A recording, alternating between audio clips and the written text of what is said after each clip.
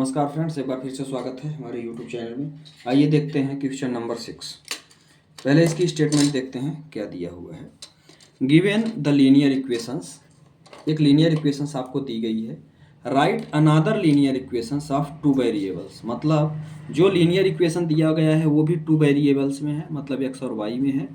और आपको एक अनादर लीनियर इक्वेशंस भी बनाने हैं टू वेरिएबल्स के, मतलब दो वेरिएबल्स के ही दूसरा इक्वेशन बनाना है, such that the geometrical representations of the pair is formed is.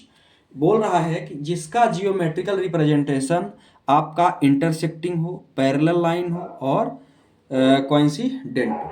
ठीक है, तो इसके बारे में अपन सबसे पहले सल्यूशन देखेंगे। मतलब इसी की तरह एक इक्वेशन हमको अपने से बनाना है। बहुत आसान प्रश्न है, ठीक है, ये ऑब्जेक्टिव टाइप में आ सकता है, तो इसको जो है एक बार देख लेंगे, बहुत आसान है। इसी के तरह एक इक्वेशन मुझे अपने से बनाना है जो इन तीनों को फुलफिल करे। ठीक है, तो कैसे? पहला क्या बोल रहा है भाई, मेरे पास इक्वेशन क्या दिया हुआ है? इक्वेशन दिया हुआ है 2x plus 3y -8 equal to 0। Line जब इंटरसेक्टिंग होती है तो उसकी कंडीशंस क्या होती है? उसकी कंडीशन होती है a1/a2 is not equal to b1/b2। यदि आपको ये नहीं पता तो आप एक बार जो है इंट्रोडक्शन पार्ट में जाके वीडियो देख लेंगे, जिसका लिंक डिस्क्रिप्शन बॉक्स में दिया गया है। अब चलिए आगे देखते हैं। इस कंडीशन को हमको क्या करना है? इस इक्वेशन को इस कंडीशन में फुलफिल हो ऐसा एक इक्वेशन अपने से लेके बनाना है। मेरे पास 2x प्लस 3y दिया हुआ है। चलिए ठीक है, मुझे तो अपने से बनाना है। 2x प्लस 3y दिया हुआ है, तो यदि मैं अपने से एक equation 3x plus 2y -6 is equal to, यदि मैं 0 कर दूं, ये मेरी इक्वेशन फर्स्ट थी। ये मेरी इक्वेशन सेकंड जो मैंने लिया, पहली तो ऑलरेडी मुझे गिवन है, सेकंड मैंने अपने से बनाया। चलिए देखते हैं भाई, a1 है, ये b1 है, 2/3 a1 b1 की बात करते हैं। क्या ये बराबर है या नहीं है, इसके बारे में हम थोड़ा सा देखेंगे।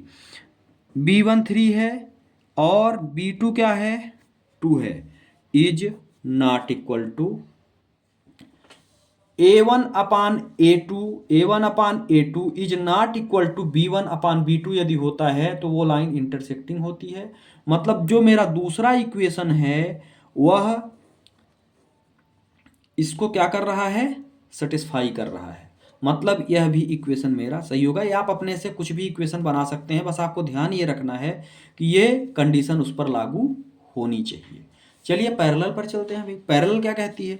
सबसे पहले तो हम पैरेलल की कंडीशन देख लेते हैं। क्या होती है? a1/a2 equal to b1/b2 but not equal to c1/c2 के। बात समझ में आ गई? मतलब जो यदि लाइन क्या होगी? पैरेलल होगी। ग्राफिकल रिप्रेजेंटेशन में पैरेलल का मतलब ये होता है कि ये मेरा x है, ये मेरा y है। तो जब लाइन पैरेलल जाएगी, जब हम ग्राफिकल रिप्रेजेंटेशन करेंगे, तो उस कंडीशंस में जो मेरी ये स्टेटमेंट ही आपके ऑब्जेक्टिव में आती है। इसको ऑब्जेक्टिव के हिसाब से सही तरीके से आप पढ़ लेना। ये तीनों कंडीशंस 1 या 2 नंबर की आपके ऑब्जेक्टिव टाइप में पूछी जाती है। अब चलिए, इक्वेशन क्या दिया हुआ है? ये दिया हुआ है 2x plus 3y -8 equal to 0। अब मुझे ऐसी इक्वेशन लेनी है जो इस स्टेटमेंट को क्या करे? फुलफिल कर दे।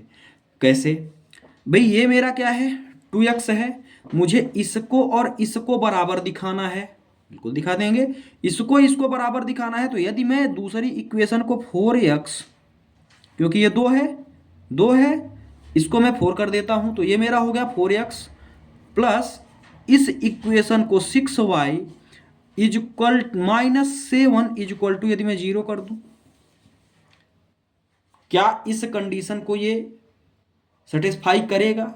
देखते हैं। यदि मैं इनको ध्यान से देखिएगा, अब 2/4 बचा, इक्वल टू में क्या हुआ 3/6 हुआ, और इक्वल टू में अभी मैं रख देता हूं -8/7 कर दिया मैंने। इसको यदि मैं काटता हूं तो क्या आ गया 1/2 आ गया। इसको काटा तो यहां भी मुझे 1/2 मिल गया, और ये माइनस माइनस प्लस हो गया, ये नॉट इक्वल टू हो गया। मतलब इस कंडीशन को ये क्या कर रहा है, सेटिस्फाई कर रहा है।